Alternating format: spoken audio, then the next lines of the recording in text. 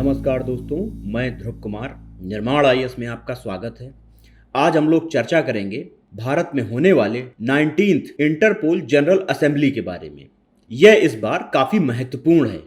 देश में 90वीं इंटरपोल महासभा आयोजित की जा रही है।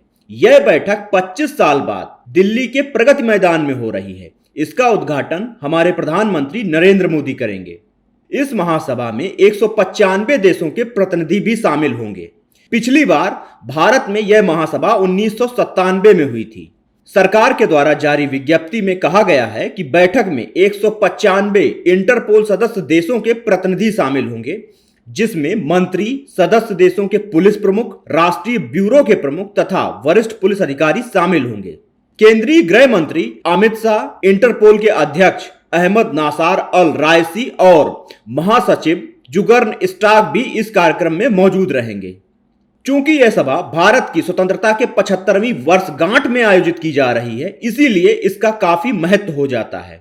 18 अक्टूबर से शुरू होकर 21 अक्टूबर तक चलने वाले इस कार्यक्रम में कुख्यात अपराधियों को ट्रैक करने से लेकर नार्को टेररिज्म, भ्रष्टाचार, साइबर अपराध, ड्रग सिंडिकेट, फ्रॉड, लापता व्यक्तियों को ढूंढने और आतंकवाद के पैटर्न पर चर्चा की जाएगी, ताकि भविष्य में इसके खिलाफ समग्र प्रयास किया जा सके।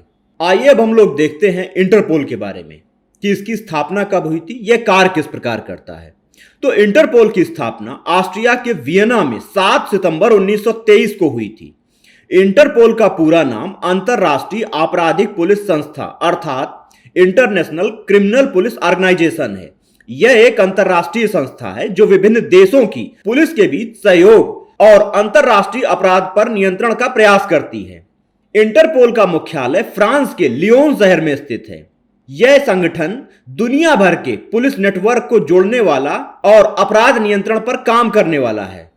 इसके साथ ही यह भी महत्वपूर्ण है कि इस नेटवर्क से जुड़े सभी देश अपने प्रशिक्षित पुलिस अधिकारियों को इंटरपोल में डिप्यूटेशन पर भेजते हैं और भारत का इसमें बहुत ही अच्छा रिकॉर्ड रहा है।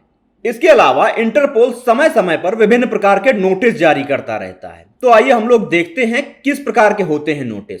इंटरपोल द्वारा जारी नोटिस सदस्य देशों की पुलिस को अपराध से संबंधित महत्वपूर्ण जानकारी साझा करने में सहयोग करता है। यदि हम लोग देखें कि नोटिस कितने प्रकार के होते हैं, तो उनमें प्रमुख हैं रेड नोटिस। यह नोटिस सभी इंटरपोल सदस्य देशों में संदिग्ध को ट्रैक करने और गिरफ्तार करने के लिए उस देश की सुरक्षा एजेंसियों को अनुमति देता है, ताकि उनके खिलाफ प्रत्यर्पण की कार्यवाही की जा सके। इसके अलावा येलो नोटिस होता है। इसके अंतर्गत लापता नाबालिगों को खोजने या उन व्यक्तियों की पहचान करने का प्रयास किया जाता है जो स्वयं पहचान करने में असमर्थ हैं, अर्थात जो मानसिक या शारीरिक रूप से किसी भी प्रकार से असमर्थ व्यक्ति हैं। इसके अलावा होता है ब्लैक नोटिस। इसके अंतर्गत अज्ञात शवों की जानकारी इकट्ठा की जाती है।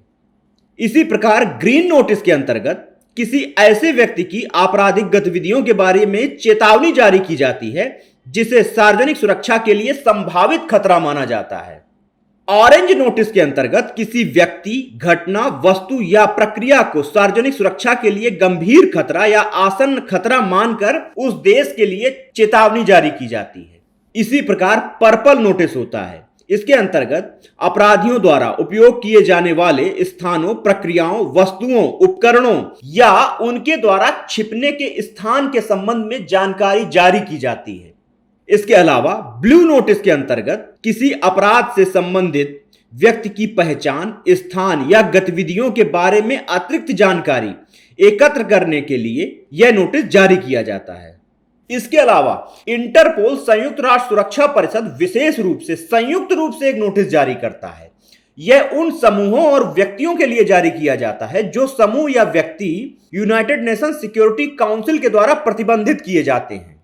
इस तरह हम कह सकते हैं कि इंटरपोल के द्वारा अपराध नियंत्रण में महत्वपूर्ण भूमिका निभाई जाती है और विभिन्न देशों में आपसी सामंजस्य बनाने का प्रयास किया जाता है। अतः इस बार 19th इंटरपोल जनरल असेंबली का भारत में आयोजन किया जाना एक महत्वपूर्ण घटना है, जो कि हमारे देश में अपराध नियंत्रण में महत्वपूर्ण भूमिका निभाएगी। इस टॉपिक में इतना ही। धन्यवाद।